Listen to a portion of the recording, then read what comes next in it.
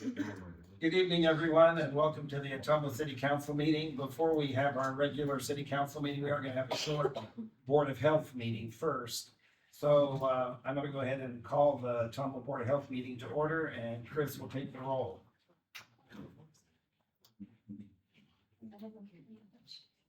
Councilmember Hoffman, Here. Councilmember Cavanagh, Here. Councilmember Galloway, here, Councilmember McIntyre, Here. Councilmember Reed, Here. Mayor Johnson. Here. Approve the minutes for reading number 6 on November 19th, 2024 as presented. Recommendation, approve the minutes. Motion to approve. Second. Chris will take the roll. Councilmember Hoffman, Yes. Councilmember Cavanagh, Yes. Councilmember Galloway, yes, Councilmember McIntyre, Yes. Councilmember Reed. Yes. This is the time, place, and date set to consider condemnation of the structures on the property located at 220 West Fifth in the city of Ottumwa, Wapello County, Iowa. I'll go ahead and open the public hearing, and I think, Zach, you're going to present. Yes, Mayor. Thank you, Mayor and Council. This property was placarded, and during the course of the placard, experienced a house fire. There was a fatality. It was also in structurally precarious condition. And the owner had said that he intended to demolish the house. We wanted to make sure that we had the best chance to get it done as quickly as possible. And so we had his assurance, but we also ran the condemnation process, the notice, and everything concurrent to that. Thankfully, kind of the last moment, the owner did start that condemnation over the weekend, and as of today, the house is completely down. There's still some site work to be done, but the house is down, and so the staff recommendation is to close the public hearing and to vote no on the condemnation. There's no need to do the condemnation here. Thankfully, this was resolved. We waited until the last minute to make sure that we had the whole thing cleared up before we knew what to present tonight, so that's why we didn't pull it off the agenda. But as of this afternoon, our recommendation is to vote no on the condemnation. Before we close the public hearing, does council have any questions for Zach? If not, I'd go ahead and entertain a motion to close the public hearing. So moved. Second. Chris will take the roll. Councilmember Hoffman, Yes. Councilmember Cavanagh, Yes. Councilmember Galloway, yes, Councilmember McIntyre, Yes. Councilmember Reed. Yes. Condemn the structures located at 220 West Fifth, order prompt demolition, removal, and leveling of the lot, and direct all costs attendant to such actions, including administrative costs, to be assessed against the property and or collected from the owner or owners thereof. Recommendation, approve the condemnation of the structures located at 220 West Fifth. So we need to vote on that, right? So is there a motion to approve the recommendation as stated? So moved. Second. Chris will take the roll. Councilmember Hoffman, No. Councilmember Cavanagh, Yes. Oh, so, no. Sorry. Councilmember Galloway, no, Councilmember McIntyre, No. Councilmember Reed. No. Thank you. Okay, is there any other business that needs to be brought before the Board of Health, Zach? No. Okay, I'd approve, entertain a motion to adjourn the, Board of Health meeting. Motion to adjourn. second, Chris will take the roll. Councilmember Hoffman, Yes. Councilmember Cavanagh, Yes. Councilmember Galloway, yes. Councilmember McIntyre, Yes. Councilmember Reed. Yes. Okay, now I'll go ahead and, call to order the Ottumwa City Council meeting, and if everybody would rise for the Pledge of Allegiance, please.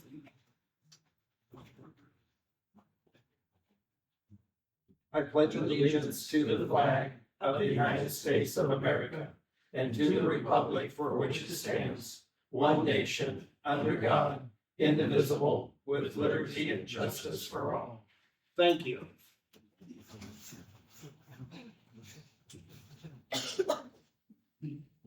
Chris will go ahead and take the roll.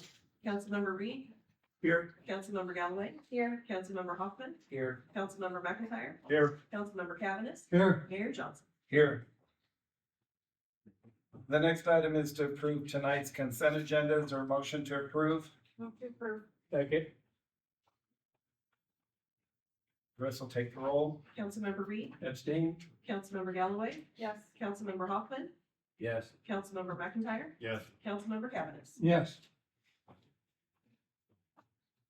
The next item on the agenda is to approve tonight's agenda for the city council meeting. Is there a motion to approve? Motion to approve. Second,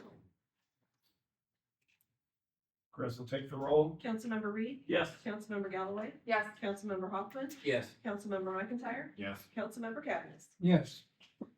The next agenda item is our city administrator's report to the council and the citizens of Ottumwa. So I'll turn it over to Phil Rath, our city administrator. All right, thank you, Honorable Mayor. Before I bring up the Riverfront Development Group, at the work session last Tuesday, there was a request to kind of keep an eye on things going on at the State House with the legislative session, and then report back to council and public, anything that might be of interest for Ottumwa. And so one thing I'll say is just dates to keep in mind. The week of March 3rd would be the first legislative funnel, and the week of March 31st, the second legislative funnel. So if something doesn't make it through that first funnel, it doesn't go on. Doesn't go through the second funnel, it dies there at that point. And then May 2nd is the anticipated end, or the 110th day of session, and per diem expenses would typically adjourn, sign, die at that point. So this week at the State House, and this is as of last Friday, I'm sorry, Iowa lawmakers are focused on legislation to establish a casino moratorium until July of 2030, new restrictions on new licenses beyond that period. Both the House and Senate bills aim to protect existing casinos in border and rural counties. House bill has passed. The Senate bill is expected to be considered next week. Iowa Racing and Gaming Commission is going to meet on February 6th to make a decision on a Cedar Rapids application. So I'm going to kind of briefly go through some of the various things that may have impact on the city. There is House Study Bill 82, Cities Civil Service Reform Act. Briefly, that bill prohibits cities with a civil service commission creating citizen review boards for police conduct. It also could impact how appeals of disciplinary procedures are done. The league is not registered on that. The impact of Ottumwa could be negative. Modifications may increase costs for discipline of an employee when necessary. House File 75, property tax abatement for surviving spouses of emergency services members. The bill allows for surviving spouses of an emergency service worker who was killed in the line of duty to apply for property tax abatement on their home. League is not registered. The impact of Ottumwa at this point is undetermined, but would potentially be minimal because of the qualifications with that. Newly introduced bills of interest, House File 157, special election procedure for city office vacancies. That helps clarify when a vacancy in an elected city office occurs, that a petition for a special election could be filed by eligible electors of the community. And that impact would be undetermined or minimal at this point. It doesn't happen all the time. We have had a couple over the last few years for us, though. Senate File 139, redevelopment and nuisance property remediation. Expands redevelopment tax credit program to include grayfield sites over 50,000 square feet in communities with populations under 30,000, and establishes financial assistance for cities to remediate nuisance properties and abandoned buildings with provisions for loans and forgivable loans. League is unregistered on that. The impact for us is undetermined, but it could be beneficial, especially because it's including populations under 30,000, which would include us at this point. House Study Bill 96, local sales and services tax expenditures. That looks to potentially expand the ability to spend local option sales and service tax dollars for nonprofit entities. So the impact would be fairly neutral for us, but we could expend some of our lost dollars to include not-for-profits. Senate Study Bill 1072, government bodies definition regarding open records. Amends the definition of government body in Iowa's open records to include instrumentalities of cities and townships, thereby subjecting them to open records. It also establishes that public officers or employees who falsify records that become public can be charged with a Class D felony. League is not registered on that, and the impact of Ottumwa would be undetermined and neutral. Bills of interest, Senate File 33, sick leave credit for retired law enforcement officers. Provides that eligible law enforcement officers who retire or die in active employment can receive a cash payment for their accrued sick leave up to $2,000, and allows for remaining value of sick leave to be used towards group health insurance premiums until exhausted. Eligibility for Medicare or death. League is not registered on that. It does exempt officers covered under collective bargaining agreements. So we do have a number of our law enforcement officers that are under a CBA. And I believe then anybody who's not in law enforcement would be eligible for that. So the impact could be minimal. Senate Study Bill 1013, local primary election reform, requires candidates for city, school district, and merged area elections to be nominated through primary elections, transitioning from the current nonpartisan system, and repeals alternative nomination methods. Changes would take effect for elections held on or after January 1, 2027. The league is registered against that. The impact to Ottumwa would currently be neutral, other than going from nonpartisan to partisan primaries, and pending future action, which we have some later tonight on the agenda discussion about that. What Uh, bill was that again? I'm sorry, that was Senate Study Bill 1013. House File 19, Emergency Medical Services Funding Enhancement Act, expands eligible expenditures for emergency medical services funds, includes salaries and wages for emergency medical care providers, and defines emergency medical care provider and emergency medical services. The league is registered for that. That could be positive for us. It would allow for wages and benefits to be paid with essential service levy funds. Doesn't currently exist, but in the future, that may be something that would be positive. House File 38, Entertainment Districts, authorizes cities to establish self-supported entertainment areas, allowing them to impose a surcharge on certain retail sales, including food and alcoholic beverages, entertainment tickets, and lodging within those areas. League is registered for that, and that could be a positive impact for us. Fireworks regulation amends Iowa law to allow the year-round sale of consumer fireworks from permanent structures, permits their use on the date of the general election in even-numbered years, while maintaining existing restrictions on usage times and locations. League is not registered. That could be negative to us with the year-round sale. We see increased usage outside those allowed times, increased calls for service and complaints. House File 92, modification of Iowa's urban renewal law, modifies urban renewal law by excluding property taxes for emergency medical services from the Division of Revenue under tax increment financing. League is not registered. That would be neutral for us. The essential service levy does not currently exist. By the time that might be in place, if it ever is, this bill, if it's enacted, we'd already be used to that. House File 101, limitations on bond issuance for public projects. Limits the amounts of bonds that can be issued for projects approved by voters in elections held after July 1, 2025, to a maximum of 80% of the total project cost, requiring the remaining funding to come from non-bond sources. The league is not registered. We don't know exactly what that would mean. Anything where we would borrow dollars and went to election, only 80% of that will we be able to borrow. The remaining 20%, we'd have to figure out where that is coming from. House File 28 and Senate File 45, Iowa Land Redevelopment Trust Act. Establish the Iowa Land Redevelopment Trust Act, allowing municipalities to create land redevelopment trusts aimed at revitalizing dilapidated, abandoned, blighted, and tax delinquent properties. The league is registered for that. We don't know exactly what that would do for us, but it could be a possible new tool for redevelopment. And just two more here. Senate File 28, cancellation of tax sale for abandoned properties. Allow cities or counties to cancel the sale of property containing abandoned buildings to a tax sale certificate holder. League is undecided. We're not exactly sure what that would do, but it could also be a useful tool for us. And then finally, Senate File 29, property tax exemption reform for seniors and veterans.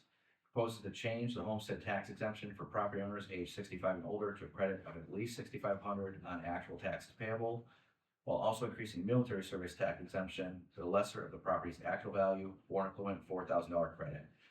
League is not registered. We believe that impact, although minimal, would still be negative. It would reduce the amount of tax dollars coming in for the community. So there is a lot currently going on. Thank you. Yep.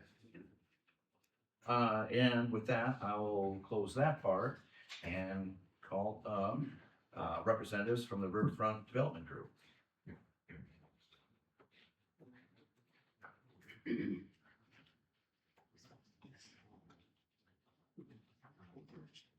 So good evening, Mayor, City Council members, Administrator Rav.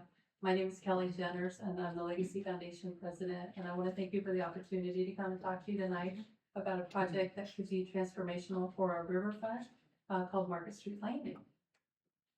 So we are so fortunate to have a river that runs through the center of our town.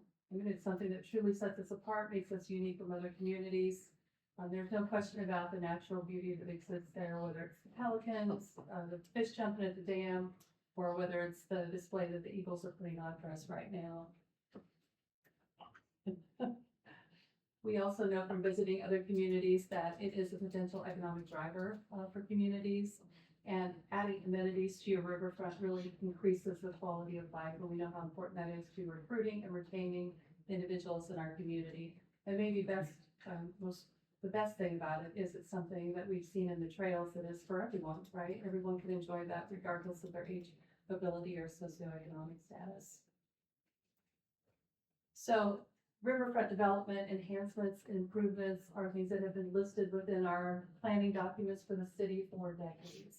They're listed in the 1992 Central Area Business Development Guide, our 96 Downtown Development Guide, our 2001 Comprehensive Plan, our Greater Ottumwa Master Park Plan in 23, and of course our current comprehensive plan, the Ottumwa 2040 plan. The Market Street Landing Project meets many of the goals that are included within that current comprehensive plan under quality of life, connecting downtown and the riverfront, revitalizing the riverfront, expanding opportunities for pedestrian and bicycle circulation, as well as expanding recreational opportunities. In addition, in the categories of housing, new infill housing is listed in there as well as celebrating diversity goals, making Ottumwa livable and enjoyable for people of all ages and abilities. So the foundation's history with riverfront development began about 10 years ago when we commissioned a study that really took into account the entire riverfront area. So we looked at behind JBS, the Great Eagle Wildlife Preserve, all the way to Applebee's, including the sports fields within Greater Ottumwa Park, as well as the Turkey Island. And everything that we've done since then, that resulted in the Riverfront Renaissance Plan. Everything that we've done since then has been built on that foundation because that plan was so comprehensive and because of the extensive community participation throughout that process. I'm going to thank several folks within this presentation. The first group that I want to recognize is our Riverfront Steering Committee. These 16 individuals have worked over the past 20 months or so to help continue to move this project along. They've really been instrumental throughout the process. And I'm not going to list everyone for you, read everybody's names, but I do want to highlight the fact that we've had significant city participation throughout the process, including the mayor, city administrator, the Parks Director, Public Works Director, and the Community Development Director, and we're so grateful for that participation. In addition to multiple meetings that we've had throughout that 20-month or so process, we've also taken site visits to 5 different communities throughout the state. We've looked at best practices around riverfront design and programming, art, signage, sensory parks, and housing. One of the things that we learned throughout the Riverfront Renaissance Plan and that whole process was that it was important in this effort for us to really take a narrowed scope approach, something that was very manageable, that we felt like we could make progress within a relatively short amount of time. So the area that we're looking at here is the parcels to the east and west of Market Street Bridge on the north side of the river. On the west side, we have a Grayfield parking lot that's somewhat underutilized. Currently, it's utilized primarily by River Hills employees. We have a bus pickup location with transit, of course, access for the dam and fishing there. And there is a somewhat informal road that runs through the middle of the parking lot there that folks use to connect with Gateway or if they're just trying to beat the train. On the east side, we have our current skate park facility that was built in 1989, so it's well outlived its useful life. We have a small parking lot, a Rotary Garden is there, a trail connection, in addition to some green space area. So this site is not without its challenges, which are many. There's the proximity to the river. We have the levee on one side. We have the rail on the other side. There is utility lines up above. There is significant infrastructure below. And with the setbacks that we need for that to build on, that limits the amount of building space that we have. There's a very low quality of infill, so of course it's more expensive to build on top of it. You need to look at the relocation of some of the other amenities that are currently there. And we're always concerned about that conversation that's ongoing with the dam and making sure there's access available to the buildings they need there. And of course, funding, resources for a project like this, there's a lot of them that's needed. So this has been our project methodology throughout the process. First of all, we needed to find a trusted expert to help us kind of shepherd through the process. A firm that could take us from conceptual design development all the way through to construction. And for us, that's Genus Legacy of Architects, and I'm going to introduce the principal here in a moment to come up, Brett Douglas. They have significant experience in these types of projects, have done many of those. In addition to having a familiarity with Ottumwa and our community, they've done several projects with us, including the Canteen Alley project, as well as the Downtown Streetscape project. And all the expenses that have been incurred related to that have been paid for by the Ottumwa Legacy Foundation. The next thing, and I've already talked about these folks, is creating the Riverfront Steering Committee was so important. Those folks represent stakeholder groups and organizations from across our community. They have helped to inform the design, look for resources for the project, and just integrate those partnerships that are so important in a project like this. Studying the site was something that was critical because we knew there were a lot of different things going on there. And probably the reason that the planning has taken so long, about the time we thought we were done with studying the site, something else would pop up and we'd have to go do something differently. This is not an exhaustive list by any means, but to give you an idea, geotechnical, environmental studies have been done, conversations with the Army Corps of Engineers because of the river, conversations with the railroad, in addition to traffic studies. And I want to thank the City of Ottumwa and Greater Ottumwa Partners in Progress for partnering with the Legacy Foundation to pay for those studies. And then finally, just developing those guiding principles. What are the touch points that we want to reach, the milestones we want to reach as we're planning for the future, while at the same time being opportunistic. So I'm going to invite Brett Douglas to come up and walk through the design for you. Thank you, Kelly. Good evening, Mayor, members of the council. Brett Douglas, Genus Landscape Architects. As Kelly noted, we've got some exciting projects planned along the riverfront. I think it's important to note that while they're highlighted here, there's 4 projects. Some of these are short-term, could happen in the next year or two, but the larger vision is something that will unfold likely over several years. So it's a very long-term vision. Projects that we'll walk through with you this evening are starting on the right. So we'll talk about Market Street, a gateway. Sorry, I didn't mean to point at you. Sorry. Go back one, please. The gateway over Market Street, inclusive play space on the east side of the riverfront, West Riverfront, the multi-use trail beyond that, and then ultimately housing. We do have some guiding principles, as Kelly noted, established with the steering committee. First of those is an iconic gateway over Market Street. So we want people to recognize when they enter downtown, when they leave downtown, this is a special place. We want to connect Main Street and this river district. So we want people to be able to walk back and forth safely. Right now, it's not exactly what you would call a walkable or walker-friendly environment. So we want to update crosswalks and ADA compliance and find a safe way to get across the railroad tracks. Seamless integration across that Market Street, right? We've got a great trail system in Ottumwa, but how can we get people across using that trail across Market Street safely? A meaningful connection to the river, like all of these projects compiled, will take us to that environment where people can reconnect with the river, get down there and have an experience that right now maybe they cannot. Certainly embrace diversity, find inclusive nature for everyone, all ages, all abilities. Urban housing, right? If we layer all of these pieces together, we can find a way to hopefully attract a developer that may want to develop housing on this project site. So the first project is Market Street. This really starts at Main Street. It's not proposed to be a full reconstruction as we did Main Street. This is really focused on the improvements that enhance walkability. So we're shortening some crosswalk distances, adding a little bit of plantings, a couple seating areas, enhancing lighting if we have some issues there. And that circle up there where across the railroad tracks is where our core focus is.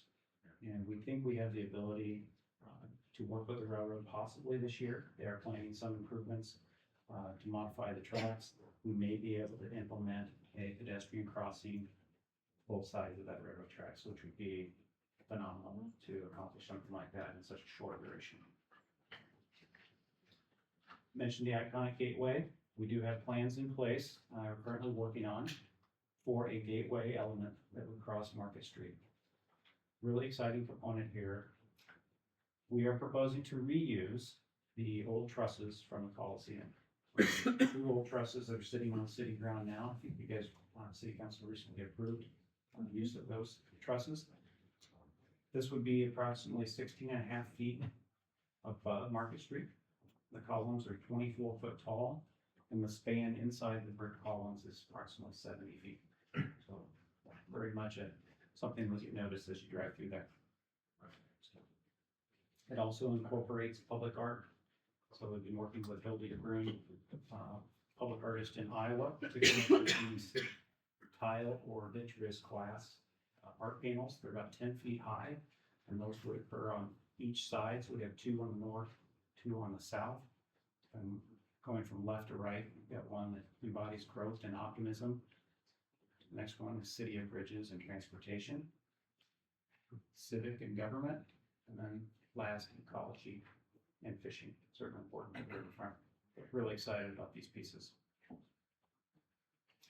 Here's a view of what the gateway piece will look like in the daytime. We've chosen materials that pay homage to the local architecture along the riverfront, so our brick is closely matched to the brick that's used on the dam structures.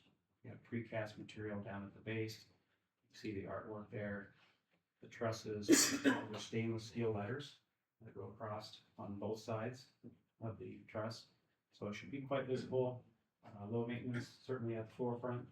And then in the evening, we do have some lighting associated with that. So we will see the illuminate the letters. There is some illumination in between the trusses to give that a little bit of a glow. And then there'll be a strip light around the artwork on trees. So the next element of the project is the inclusive play space, which takes up primarily most of the east side parcel that we're talking about. This project is a partnership between the Legacy Foundation, Tanco Foundation, and First Resources. What we envision for this space is a colorful, vibrant, active, animated riverfront. If you have not visited one of these century parks or play spaces before, they are very busy. They bring in people from the outside of the community. We would envision a place that is a place of belonging for everyone, regardless of their age, ability, or anything else. So I do want to invite, well, first of all, I want to recognize the Inclusive Play Space Design Committee that we have working on this project. They are an amazing group of folks, and it is such a comprehensive group. I mean, we have a pediatrician, occupational therapist, sign language interpreter, speech pathologist, mental health professionals, special education professionals, educators. We have individuals that utilize a wheelchair. We have family members of folks that have intellectual or physical disabilities. So it's a very comprehensive group of folks that are putting together the best plan that they possibly can. And now I want to invite Susan Woodford, who is the Executive Director of First Resources, to come up and give her thoughts about the project.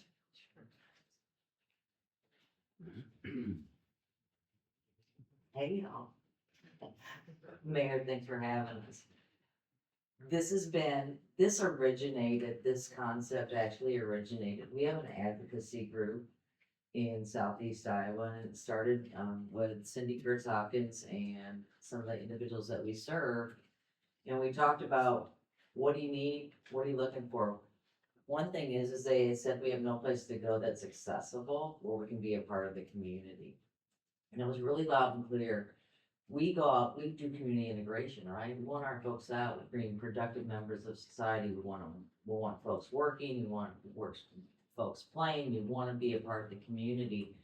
And what has happened is they love going to all-inclusive play parks, but we have to drive to Pella, or we have to drive to Des Moines to go and access a park. And so one thing they brought up is there something we can do? And I'm like, oh, sure, it's good, it's easy. Well, what it will do is what we see is just like our communities going into other communities, it's bringing folks into the community. It's an attraction to the community that will help sort of highlight Ottumwa and all the great things that Ottumwa has to offer. We want to be a part of that vision that you saw tonight. And the mayors that we've sort of bonded with legacy is sort of the timing was perfect, right? So they're looking at the same thing we're looking at. How do we get this done? So the impact is significant for our young folks in the school system with different sensory type disabilities, so to speak. We have folks with autism, we have people with visual disabilities and hearing disabilities and people in wheelchairs.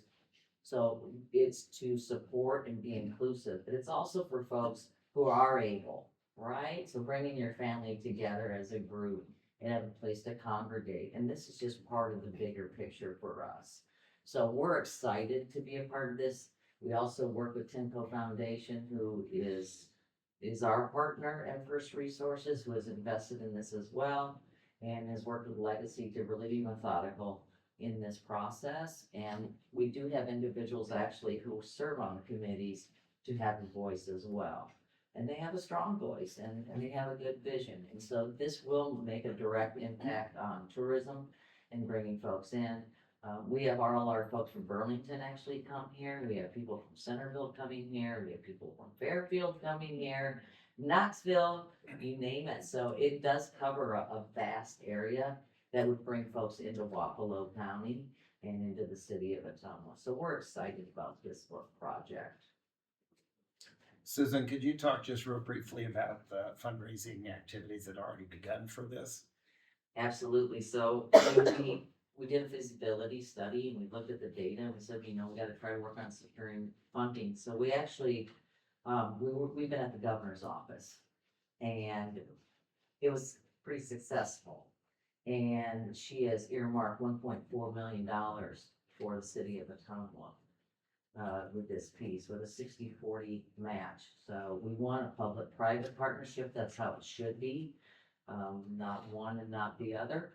Everybody needs to invest in this project, and she is in full support of that. So we're pretty excited about that. You could have seen 2 elderly women dancing in the foyer at the Capitol with a tour group, just because of the support she has for this community. Governor Reynolds is very, very supportive of Ottumwa, Iowa, and she is, it reflects in the secured funding for us. Now that I've got money fixed, I'll dance with you. Okay. Good question. That's a great project. Thank you. Any questions from council for Susan? Appreciate you presenting. Thanks.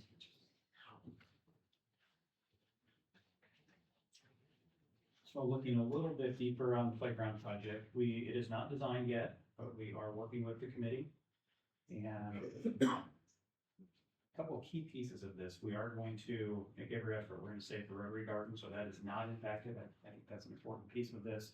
The trail will still go through the site and be enhanced and get us to a place on Market Street where it should be more safe to cross. Could you raise your microphone just a little? Is that better? Yeah. Yeah. Thank you. So again, as a placeholder for the design, you see blue color area up there. That is the playground surface. So we have 2 zones. One for the older kiddos, your 5 to 12-year-olds. Another area likely for your younger toddlers. We'll have shade. Should be a comfortable environment for the kids to play, comfortable environments for the grandparents, parents to play. We have a new parking lot that would come off of Market Street. That's some parking there, accessible parking. Over on the east side, we've got a proposed zone for school buses to pull in off the road and park, and a safer route from that parking area to the playground. We do have a proposed restroom and shelter area. Not designed yet, but they're having a lot of discussions. We know that safety is very important, right? So we want a little bit of lighting so folks feel safe here. There's certainly gonna be some more eyes in the space. Low maintenance is important. We've got to discuss all the things like walkable restrooms and got a fair amount of native landscaping proposed here. So we're thinking about, you know, long-term impact on the Parks Department and city staff and resources. You see that it's visible. This is kind of looking above Market Street. Again, we don't know what the playground equipment will be. We'll be at that phase here in a few weeks, but possibly something with is a little bit vertical, so you can see that as you drive across Market Street. Coming in from the east side down the existing trail, you can see the native landscape and the view over top of the playground. You're down at the river. All right, so we're going to jump across the river to the west side. West side, again, is more of the longer term vision, and so slightly more confusing in how you look at this. It's broken apart in this presentation as two phases. So we'll talk about the first phase here. Proposed is to take away, remove approximately the first third of the municipal parking lot on the east side. And that's to open up a trail connection there to get you over to Market Street. But we really want that view and that user experience as you come into Ottumwa, not to be one where you're looking at bumpers and cars there. Have some native landscaping. The Boki Drive or Boki Boulevard will remain where it's at today. And we focus our attention on the south side of Boki Drive to the river wall. So that area would get improved. New trail, seating zones, enhanced landscaping, lighting. That's really where our riverfront trail would pass through this end of the site and ultimately connect up to the west edge. And the idea here is that if we can implement this, right, we're taking it one step forward, making it a lot nicer, and we don't have to modify those improvements on phase two. So these dollars spent would remain in place. Jump to the next slide. So as we look the full build out of phase two, we would take Boki Drive and shift it up to the north. So that would go around the north edge. We would have parking integrated on that roadway, and the space between Boki Drive and the riverfront edge that we just created in phase one would become a combination of open space and, we hope, housing. So we've got a couple of sites that through our due diligence process we believe can be built upon. And so all of this again is layering towards, we have some development sites. If we can get the right type of improvements in place, we feel they're a catalyst for housing happening. And this will just walk through a few images of what that phasing can look like. See, we can see green space in front of the dam building. Overall area of phase two with housing. This shows the phase two build out, and the housing is not designed. It could be any of a number of types of architecture and styles. But I think what's important in this image is if you see the river wall, kind of go back, you can see a beige band there where that might be a fence or stone wall of some type. That area between the stone wall and the river wall is really public landscape, right? So that's your public river walk. You've got plantings, people can mingle, and we have a semi-private edge. So people feel like they've got their own space behind the wall, but it still remains very much a public landscape. We want people to come here on their bikes, to walk here. They're going to be able to fish. They've got full access just as they do today. Edge of the gateway looking west on the site into the riverfront. And lastly, the last project I mentioned on the very first slide is making that trail connection over to the trailhead, right? That really completes everything. If you can ride your bike or walk clear from the east edge all the way over to that west edge, it'd be quite nice. So the last area I want to address is the skate park relocation. And I first want to recognize our Wheel Sports Steering Committee. These folks have been just like so helpful throughout the design process. They have, informed the design, working with Spawn Ranch, who's our consultant on this project here, helping interpret the data from the community surveys, which we did, and help choose a preferred location for the relocation.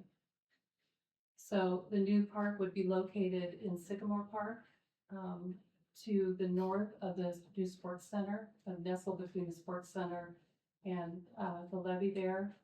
This location gives us the opportunity to leverage some of the other resources that are already there, like the parking lot, the shelter, water fountain, things like that that we can utilize. In addition to that, it allows us the opportunity to just keep expanding on that idea of a recreational hub in that area. So families can bring their entire family, and they can access multiple recreational amenities in that space.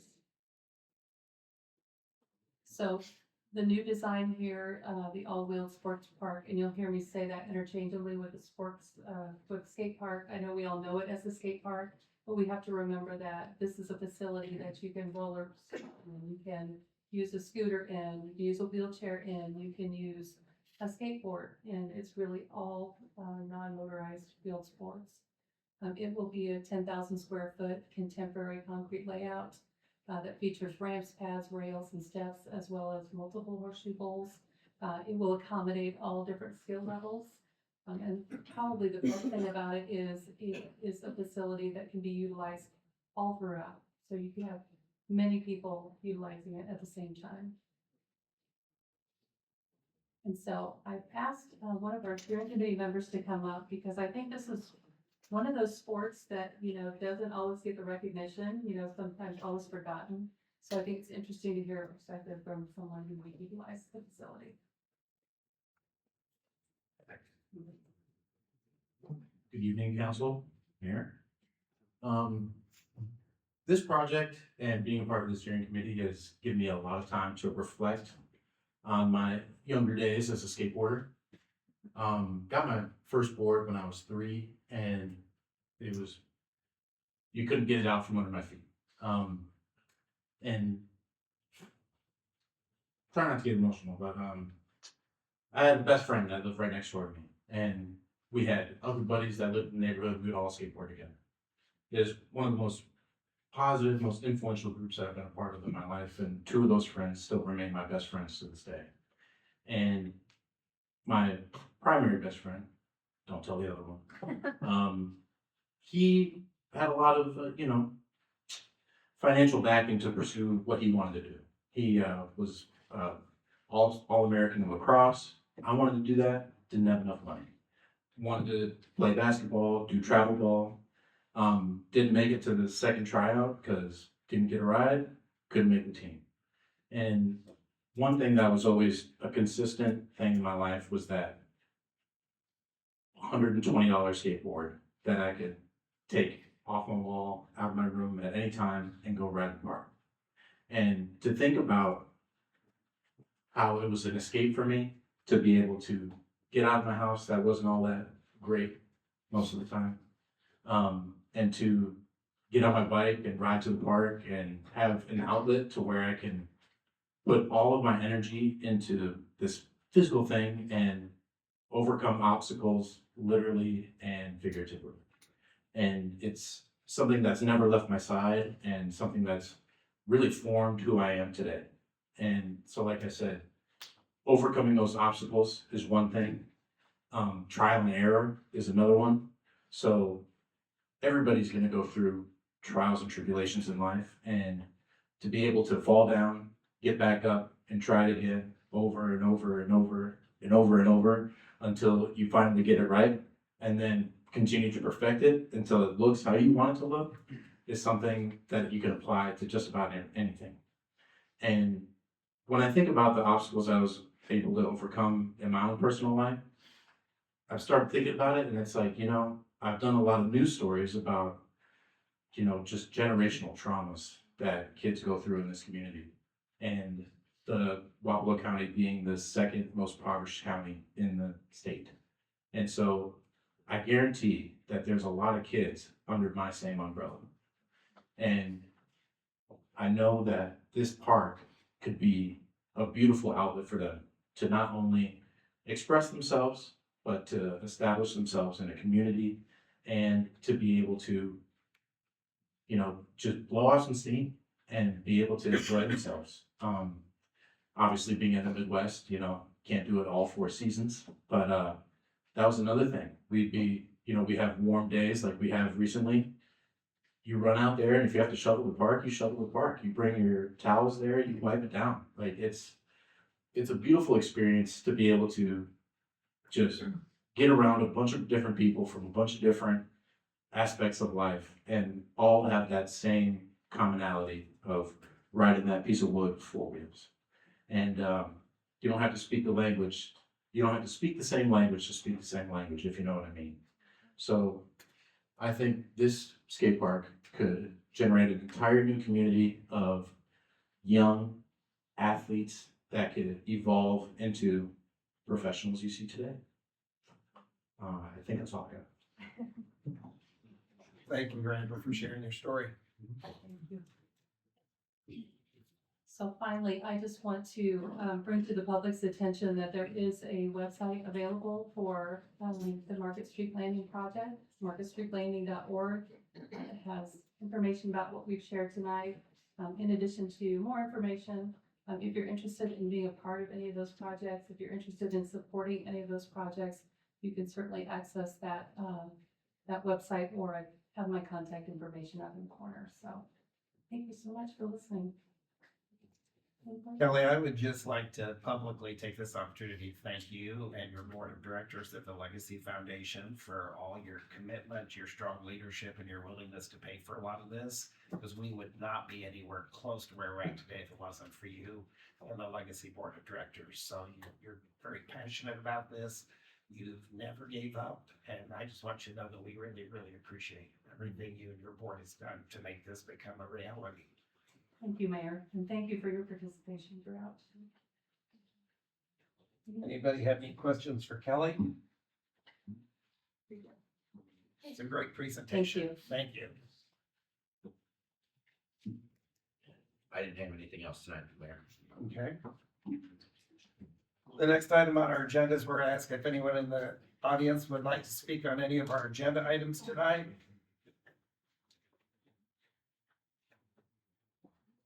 Okay, we'll move on to our public hearing. This is the time, place, and date set for a public hearing on the proposal to convey interest in real property at 2411 North Court and 2415 North Court to Blunt Investments Limited Liability Company. I'll go ahead and open the public hearing, and Zach, I believe you're gonna present. Yes, thank you, Mayor. This is the last step, I guess, of something we've looked at for a while. We rezoned these parcels to move the southern boundary of the commercial district in that area to include these parcels. And that was kind of initiated by this request to purchase. And so Blunt Investments Limited Liability Company has offered $5,000 as well as half the cost for preparing the easements, and then also, based on a conversation earlier this week, half the cost of producing abstracts to purchase the two properties at 1411, 1425 North Court to use to construct a car wash. This is the public hearing to approve the purchase agreement that's been provided, at which time we'll continue to go forward and execute and get those properties sold. It will be subject to some easements that will secure access for the city to some stormwater infrastructure that's also on these properties, and those have been prepared and reviewed by all the parties. The buyer is here tonight. If there's any questions or anything, do you want to speak all through it first? Or? Council have any questions for Zach?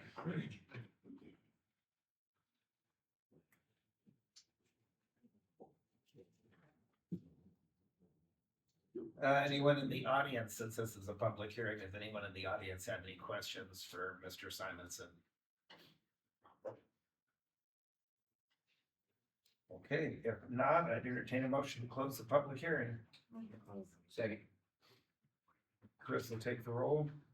Councilmember Reed, Yes. Councilmember Galloway, Yes. Councilmember Hoffman, Yes. Councilmember McIntyre, Yes. Councilmember Cavan. Yes, Resolution number 10, 2025, approving and authorizing the conveyance of certain real property at 2411 North Court and 2415 North Court to Blunt Investments Limited Liability Company and approving and authorizing execution of a related purchase agreement. Recommendation, pass and adopt resolution number 10, 2025. move the there a motion? recommendation. Is Second. Chris, take the roll. Councilmember Reed, Yes. Councilmember Galloway, Yes. Councilmember Hoffman, Yes. Councilmember McIntyre, Yes. Councilmember Cavanagh. Yes. Okay, the next item is ordinances. Ordinance number 3238, 2025, amending the municipal code of the city of Ottumwa, Iowa by repealing and replacing section 25-114 as it relates to possession of tobacco by underage persons. Recommendation passed the second consideration of ordinance number 3238, 2025. Is there a motion to approve the recommendation? Motion to approve. Second.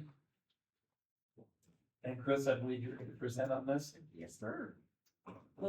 Ordinance 3238, 2025. This is the second reading of this. Our current code states that the legal age to purchase tobacco products is 18. It should be 21 years of age based on state code chapter 453A.2. So this is, this will make a change to match what state code says. So you will also have a third reading coming up at the next meeting too as well. So if there's any questions, I would entertain those. Council have any questions for Chris? If not, Chris will take the roll. Councilmember Reed, Yes. Councilmember Galloway, Yes. Councilmember Hoffman, Yes. Councilmember McIntyre, Yes. Councilmember Cavanagh. Yes. Yeah, approve a 2-year lease agreement for the Ottumwa Levy System Farm Ground between 120th Avenue and 77th Street in Wapello County, Iowa with Austin Bacalar. Recommendation, authorize the mayor to sign the attached lease agreement. Is there a motion to approve the recommendation? Motion to approve. Second. Okay, and I believe, Phil, you're going to present on this? Yes, and Austin is here if there's any questions specifically for him. I will say in the staff summary, I did have a typo at his, as I get to it, I'll mention that there, so everybody's aware. So the city of Ottumwa owns approximately 44 acres of potential farm ground along with timber and scrub ground behind the levee system at the water pollution control facility between 120th Avenue and 77th Street. Portion of that has previously been farmed, but has not been rented for the past several years. So a lot more of that scrub and the loose stuff has grown through. City was contacted initially by 2 individuals with an interest in clearing the land and farming eligible acreage. These 2 individuals were related. Since beginning that conversation, one has relinquished interest, leaving Austin Bacalar interested in the property. The attached lease agreement identifies the terms of the agreement in exchange for maintaining the land. He'd farm the land and would pay, it should be $150 per year. So in exchange for keeping it clean and maintained, and then a nominal fee to do the work that would be associated with that. And because I'll take any questions that you might have. So to clarify, it's not 350, it's 150. Correct, and the agreement does reflect the 150. Yeah. That's there. And that was reviewed and signed by Austin, and would begin as soon as approved. So that he would be able to start preparing land, and it would be due or come due February 28th of 2027. And this is just a 2-year lease at this point, correct? Correct. So it's a rough area, and it's worth it to have somebody that will tend to it a little bit and keep it in shape. Yeah, he had some ideas on keeping that area clean and even doing a little bit to help keep making it look nice, and then be able to harvest a little bit off of there, which will help offset some of the costs that he would have from maintaining the land.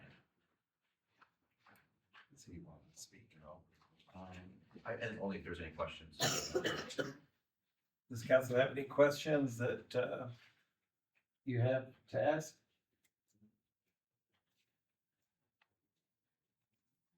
Okay, if not, Chris will take the roll. Councilmember Reed, Yes. Councilmember Galloway, Yes. Councilmember Hoffman, Yes. Councilmember McIntyre, Yes. Councilmember Cavanagh. Yes. City Code Chapter 12, Elections, Primary Provisions, Recommendation, Review Information, and direct city staff if changes to the election process are desired. This is another one for me.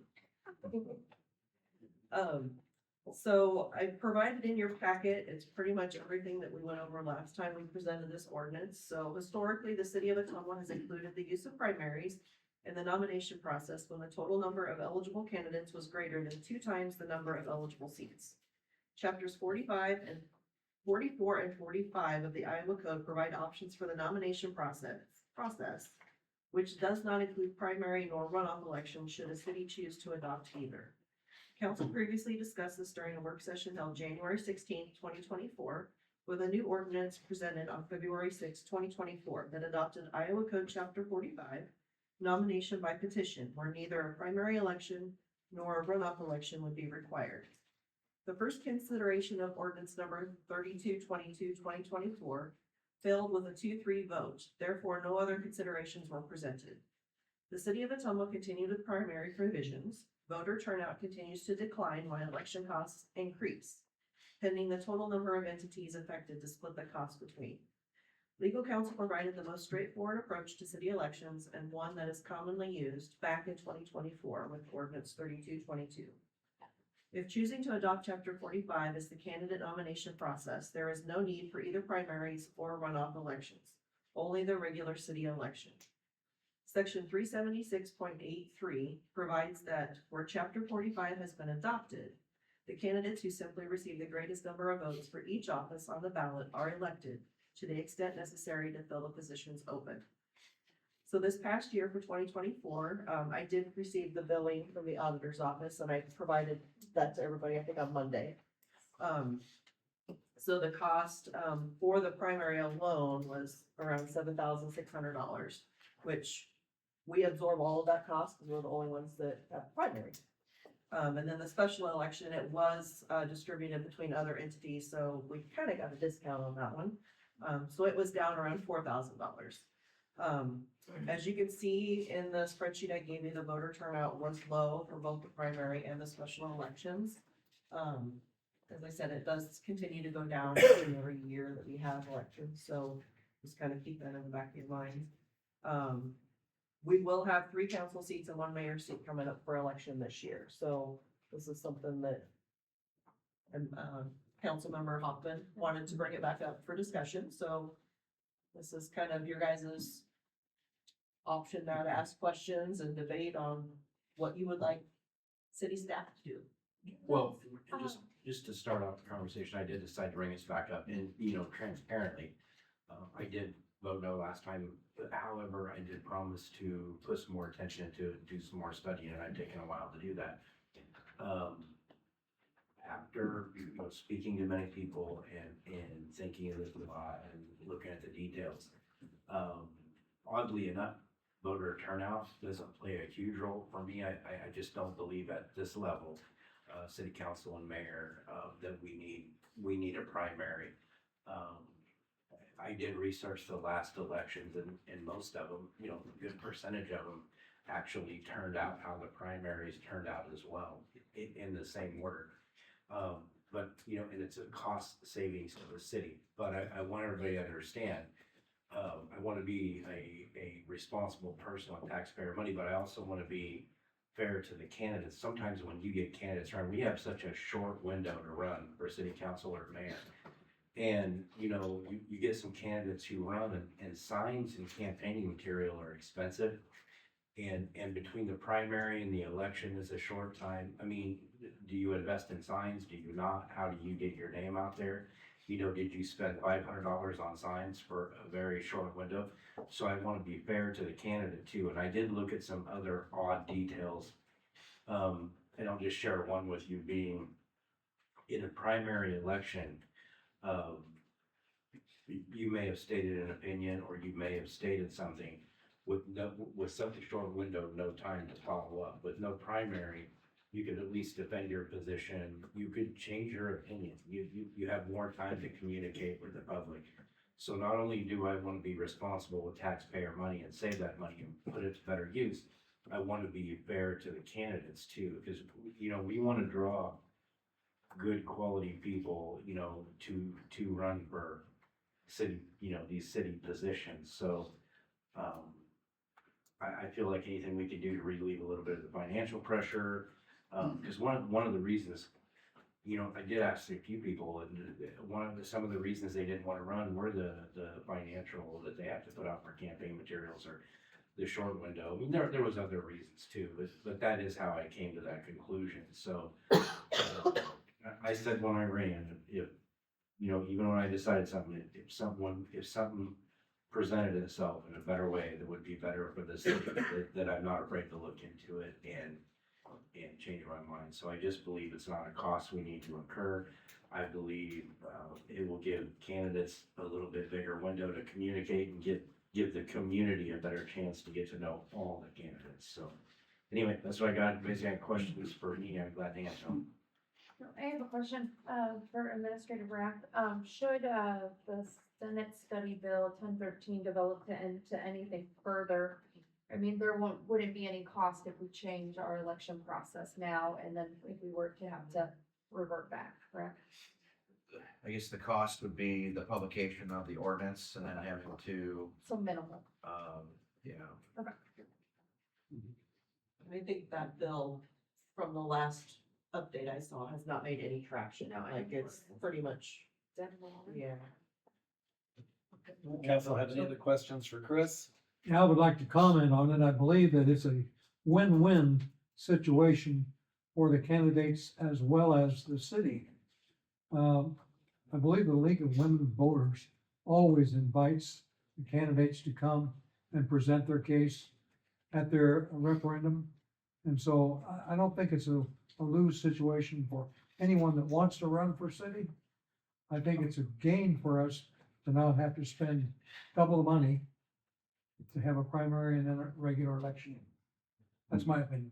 Well, and to add to Councilperson Cavanagh's, I know we always had a primary form and then we had a regular form.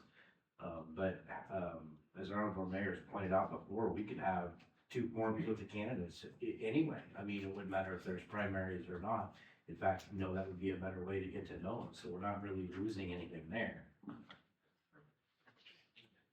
So I really haven't made up my mind on this, but I did do a little looking at the numbers and the things that were there. And it appears to me out of the 4 years of elections that are listed, this last election, 2024, and then in 2023, 21, and then 2015, those are given there, that 3 out of the 4 times that there was a change between primary and then the city election. Now, so 3 out of the 4 times there was a change, but only 1 out of the 4 times did it make a difference as to who got the seat. So there will be from time to time somebody different elected if we change the format. There will be sometime, or that's good or bad, we don't know. I do believe that the primary process and then the general election follows kind of our national plan. And I think a small town could, everybody knows everybody and you could have just one election, everybody kind of knows everyone. But, when you're the 19th largest city in Iowa, maybe we need to follow a bigger format, than just a small town format. I can't say I made up my mind, but when you consider that the average election of the ones that were listed is $9,451. Okay, that's a good amount of money for us as an individual, but as a city, compared to a $85 million budget, that's not very much money. And there is a price for our representative democracy, our representative republic that we have, that has to be paid. So I don't know, I haven't made up my mind, but I do think there would be some difference. Different people would be elected in a different format. And it seems to me that with just one format, I don't know if I'm right on that, I guess we'll say for sure on that, but that's what I had there. But those are just some thoughts that I had down about it. I guess the comment I'd make is I do agree with Councilman Hoffman. I do think that it would give candidates a longer window to campaign. And what I've noticed in prior years is if people's candidates don't get through the primary, then they tend not to go vote at the general election. So I think by doing away with the primary, just having everybody come and vote at the general election, you'd see a large increase of people actually voting at the general election. I think that's one of the benefits of doing away with the primary. But, you know, I don't get to vote on it, so, the council will have to decide what direction they want to take with it. And to clarify for the public, tonight, we're not actually voting on that, just if we should proceed forward with, provisions or further discussions. So there is another alternative that really hasn't been discussed, and that would be the runoff process. In that process, you wouldn't hold the primary, you'd hold the general election. Let's say it was for mayor, and you had 4 people running for mayor. If you had one candidate get 50% or more of the vote, that would be your winner, and it's over.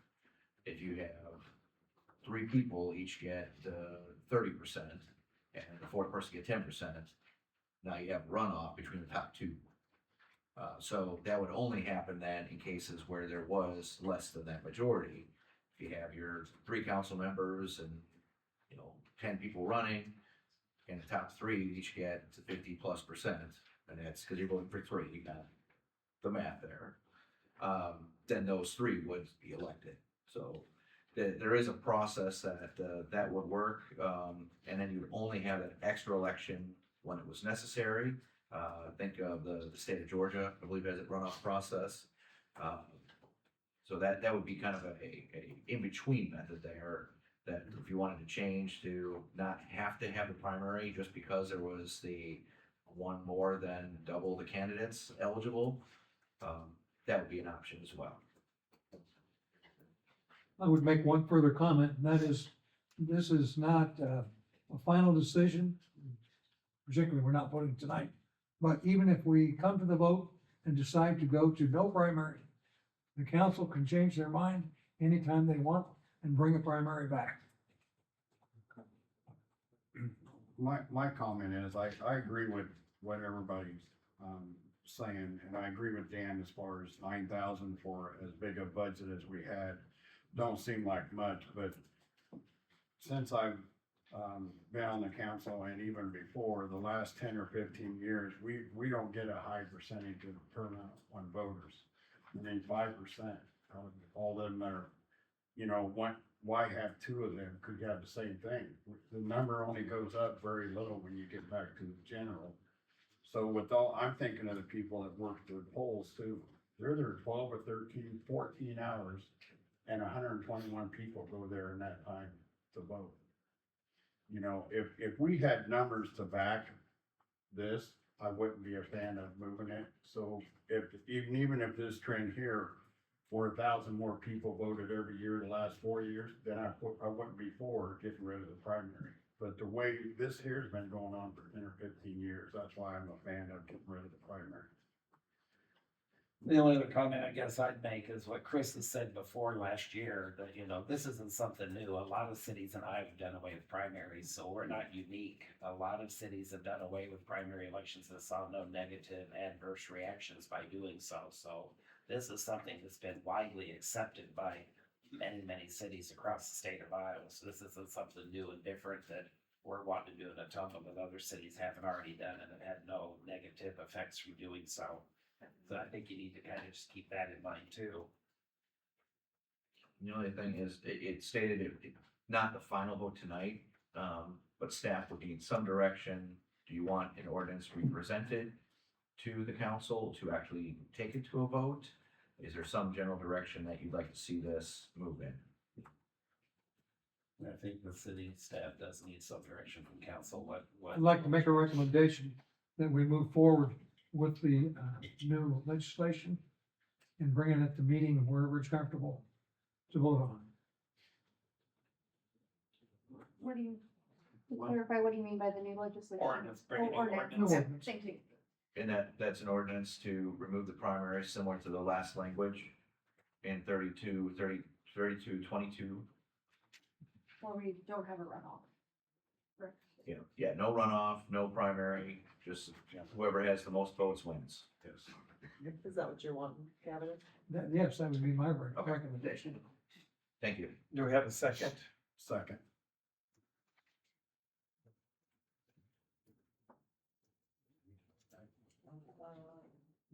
We're doing some. So, And this is just to have the language put in front of you. Right. So this, I'll have this presented at the next meeting as long as we have it available, so it will be on the next council agenda for everybody. Councilmember Reed, Yes. Councilmember Galloway, Yes. Councilmember Hoffman, Yes. Councilmember McIntyre, Yes. Councilmember Cavanagh. Yes, okay, we'll move to resolutions next.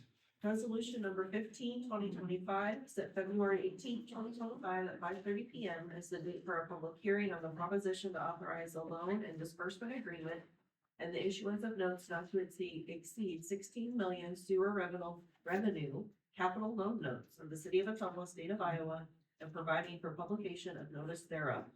Recommendation pass and adopt resolution number 15, 2025. Is there a motion to approve the recommendation? Move to approve. Second. Okay, Mr. O'Donnell, it's all yours. Thank you.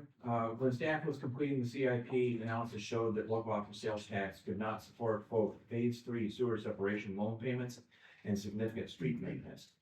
To meet the city council's priority of street repair, the SRF loan for phase 3 will be shifted from general obligation to revenue bonds. This provides a better interest rate. As the loan was previously approved as general obligation, a second public hearing is required to change the loan to revenue, and staff is recommending February 18th, 2025 at 5:30 p.m. Does council have any questions for Cole? what's the length of that bond? It would be 20 years.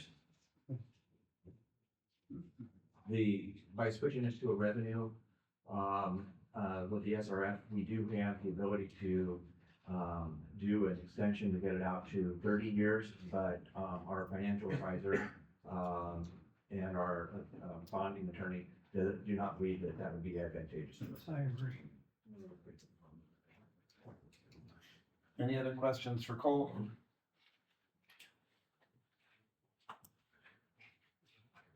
If not, Chris will take the roll. Councilmember Reed, Yes. Councilmember Galloway, Yes. Councilmember Hoffman, Yes. Councilmember McIntyre, Yes. Councilmember Cavanagh. Yes,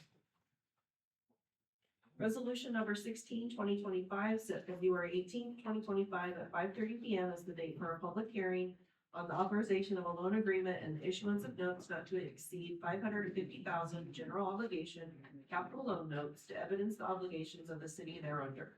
Recommendation pass and adopt resolution number 16, 2025. Is there a motion to approve the move the recommendation? recommendation. Second. Okay, Mr. O'Donnell. In the CIP, there were several projects for fiscal year 2026 that were not funded with the 2024 GO CIP.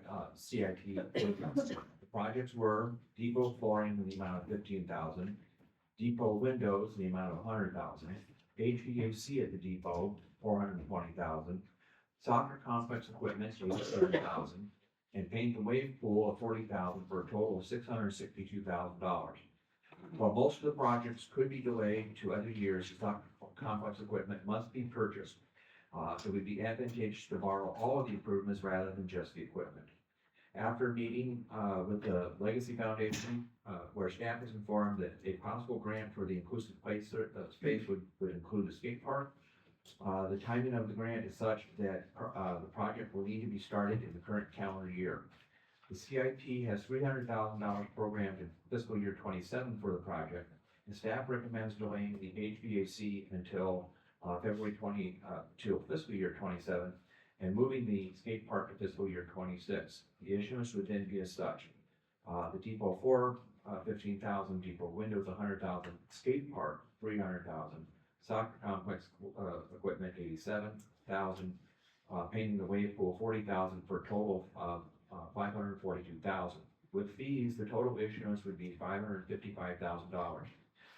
With the estimated debt service schedule from Piper Sandler, the effect on the debt service levy is negligible due to other debt payments rolling off.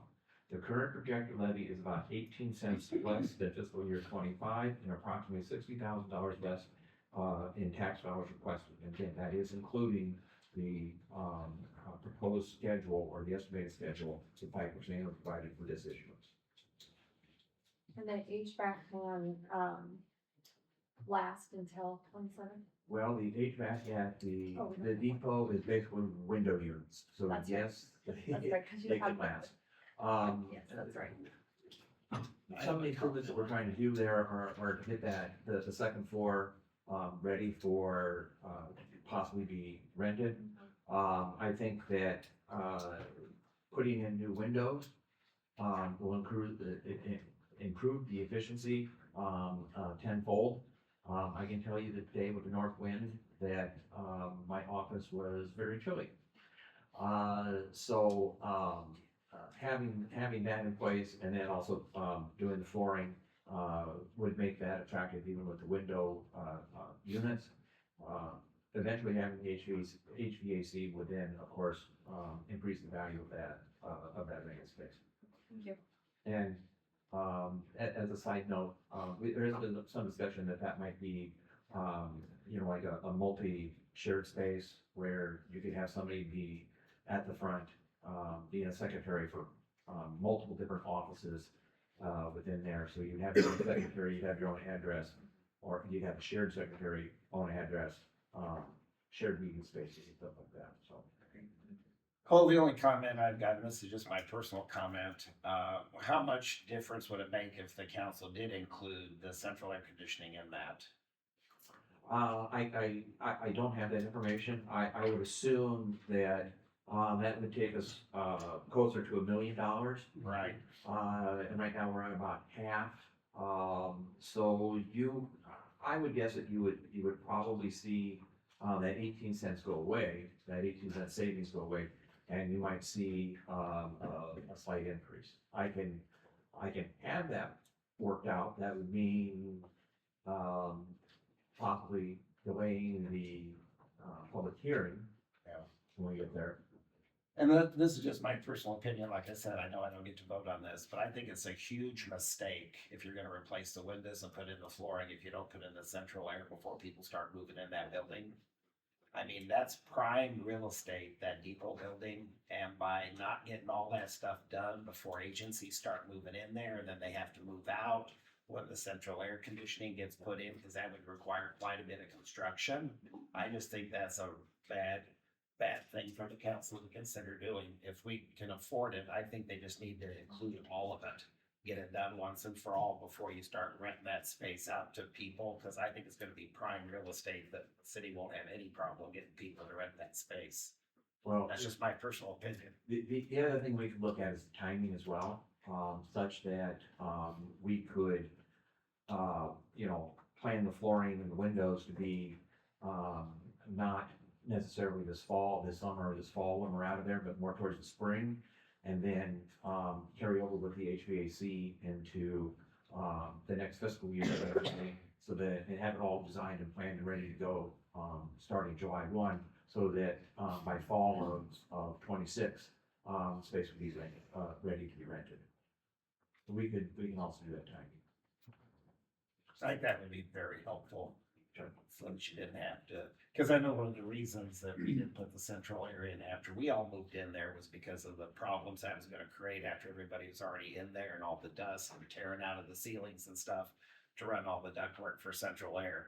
I just think if you're gonna do it, it just makes sense to do it before you get anybody else in that building. Sure, understood. Before City Hall moved in there, what was done with that space? How much was it used? The historical museum was there, they used the whole space. Used the whole area, okay. And it's my understanding that, that there were several walls that were built in order to divide the space up just a little bit differently. And I would agree with what Cole says, the windows in that building really need to be replaced. They're extremely drafty. My office got to run a space heater to stay warm in the winter. I mean, those windows are anything but energy efficient. They're terrible. And a good wind, you can't hear anything in Phil's office because it whistles.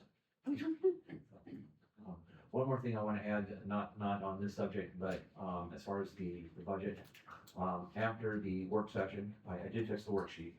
I figured out what was wrong with the worksheet, right?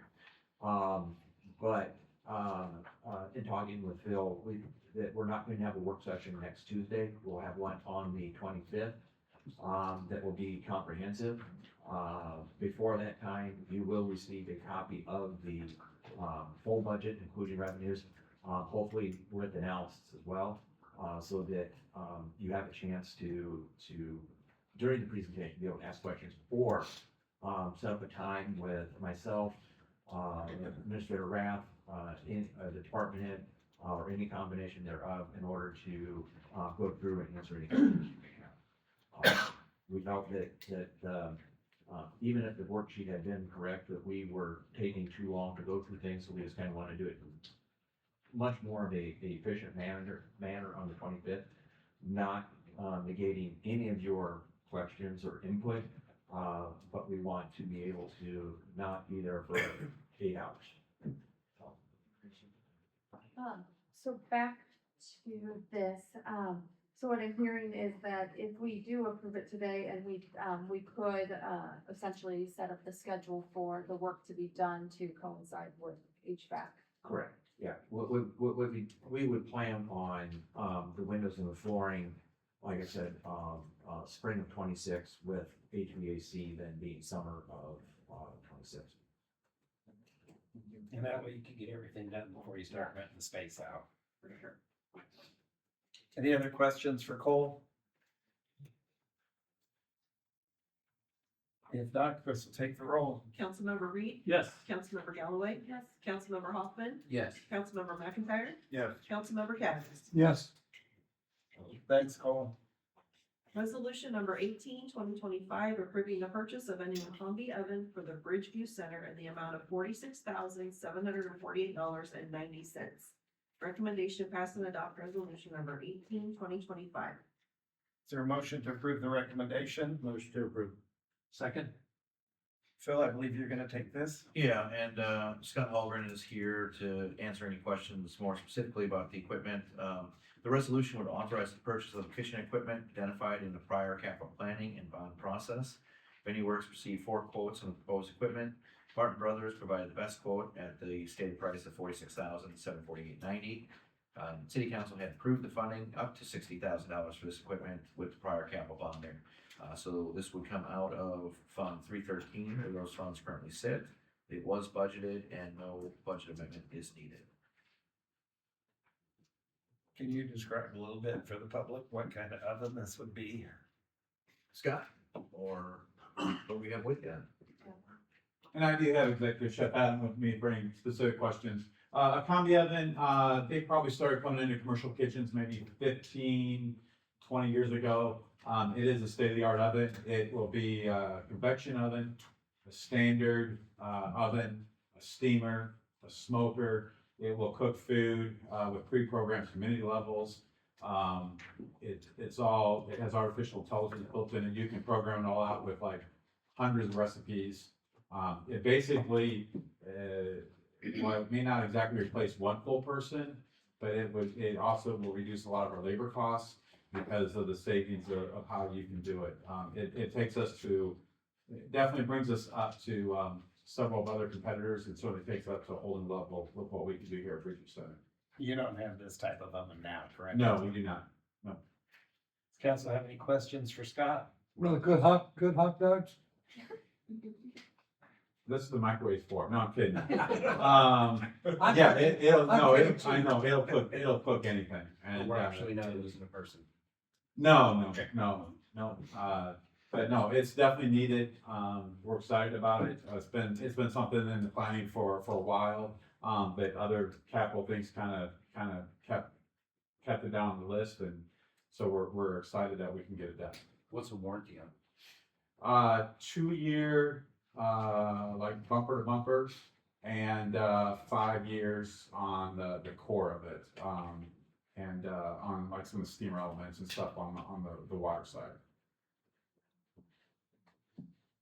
Any other questions So for this- Scott or Phil? Is this a good company? It's obviously the maker of the oven is a good trustworthy.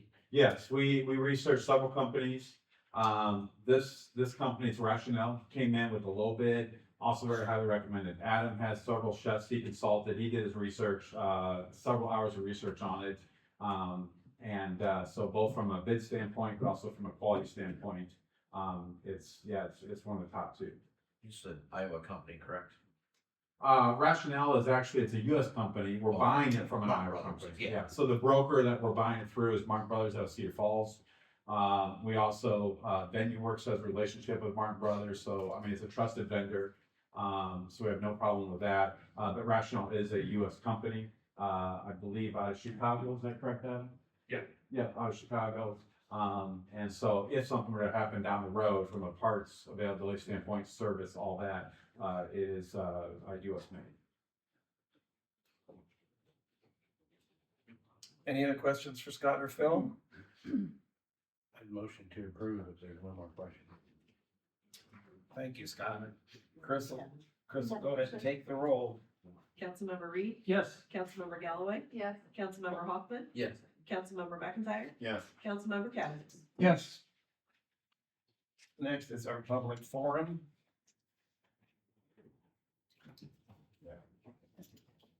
We now open the public forum portion of the agenda. We invite anyone from the audience who has completed a citizen input request form, residents, property owners, and business owners who wish to address the council on any subject, as is with the earlier public period. At this time, we are here as a council to listen. Council cannot deliberate on any items brought to their attention during the open forum. However, they can request that your item be placed on an upcoming agenda or connect you with the appropriate city personnel to assist. As a reminder, city council members and city staff are accessible before or after meetings. And I don't believe we had anyone that filled that out.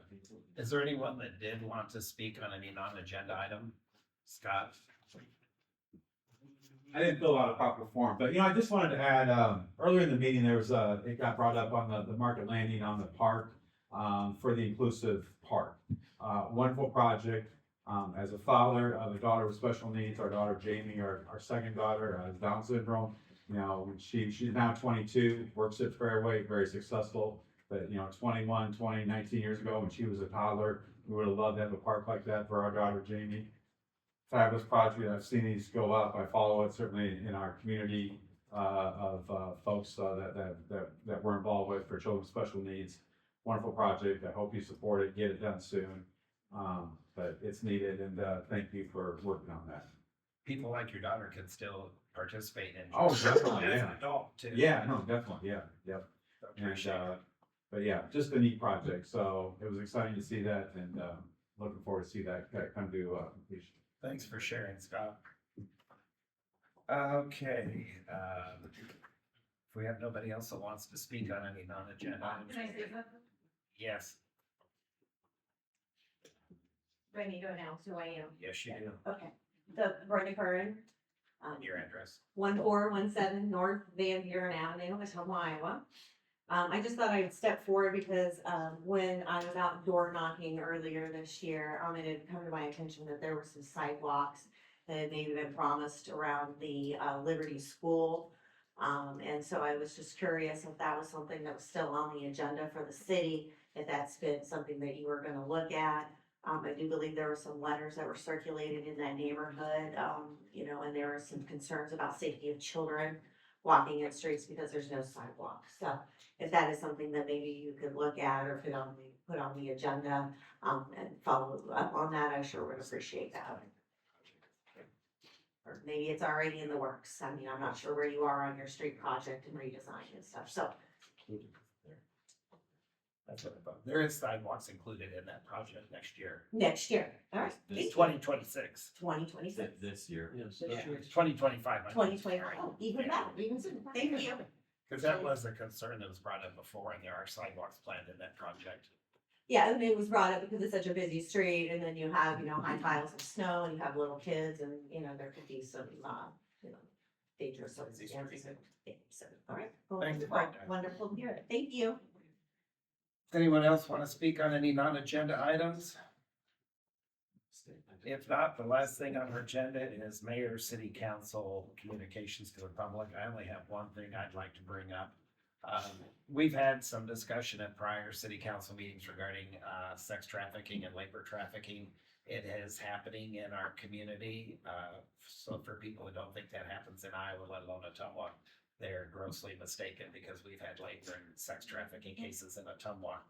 And just so the public is aware, on March 23rd at 6:30 PM, they are going to have a movie called Grid Shock, a film about sex trafficking in Iowa. It's going to be at the Ottumwa Community School District's career campus in downtown Ottumwa, 331 East Main Street. And it's presented by Stacy Besh with Team Iowa. And it's open to the public. There's no charge to attend, so we're really hoping a lot of people will come out and get yourself a little bit more educated about trafficking in general, and especially sex trafficking, because like I said, it is happening all over. I'll try and remember to bring that up once or twice more as we get closer to March 23rd. Does the council members have any communications they'd like to make? I do. So I just want to take a moment to recognize the beginning of Black History Month, which is a time to honor and celebrate the profound contributions of Black Americans throughout our nation's history. This should not be the only time we recognize, learn about, and appreciate Black history. Black history is American history, and it deserves to be acknowledged, studied, and uplifted every day of the year. So while February gives us a focused opportunity to learn and reflect, it's just the beginning. True appreciation of history means engaging with it beyond a single month, seeking out stories that inspire, recognizing achievements that have shaped our communities, and ensuring that our future generations understand the full scope of our shared path. So as we recognize Black History Month, I encourage each of you to take action, read books by Black authors, support Black owned businesses, listen to Black voices, and engage in conversations about history and progress. And most importantly, when the month ends, don't stop learning. Black history is not just a month, it's a fundamental part of who we are as a community and as a nation. I hope you'll take action with me and celebrate this month.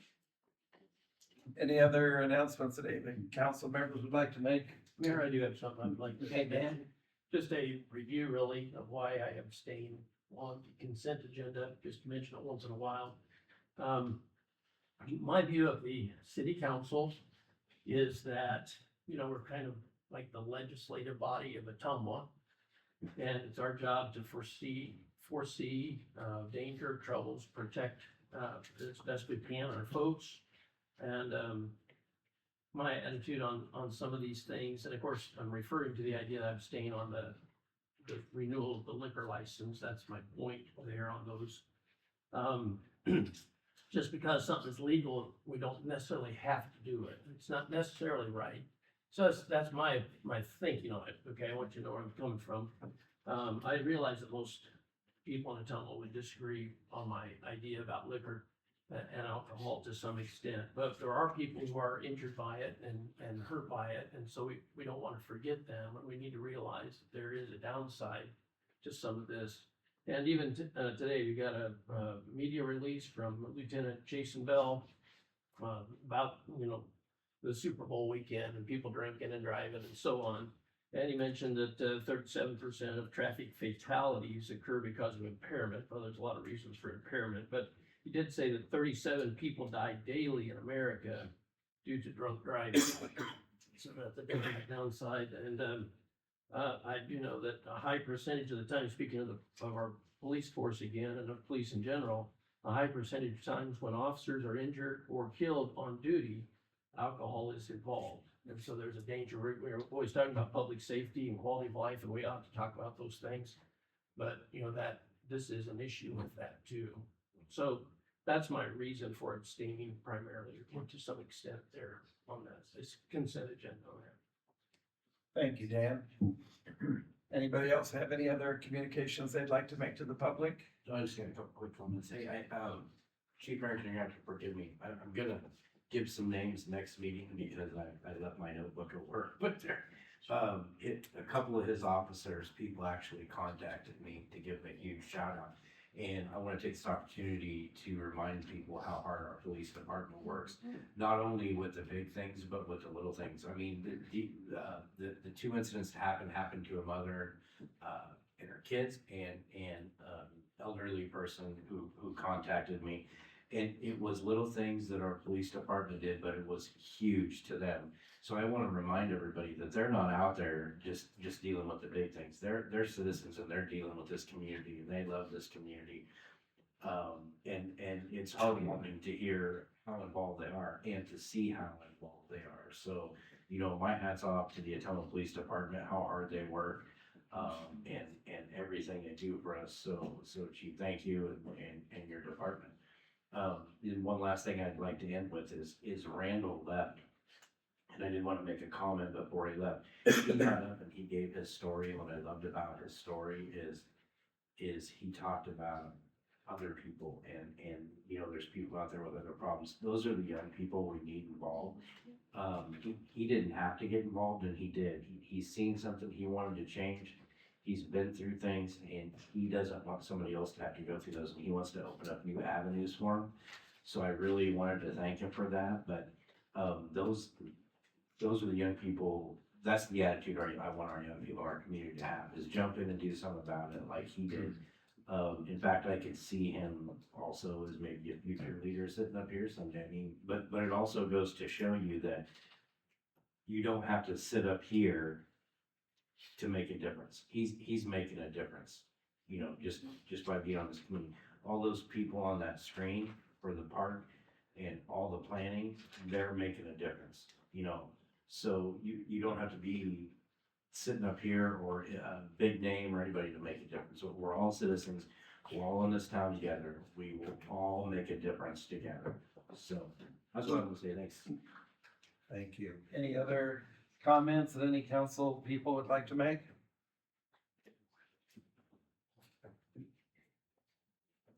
Okay, if not, I would entertain a motion to adjourn the city council meeting.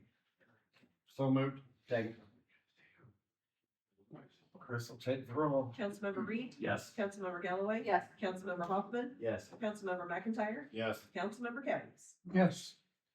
We are adjourned and thank you everybody for sticking with us till the end of the city council meeting and have safe travels home tonight.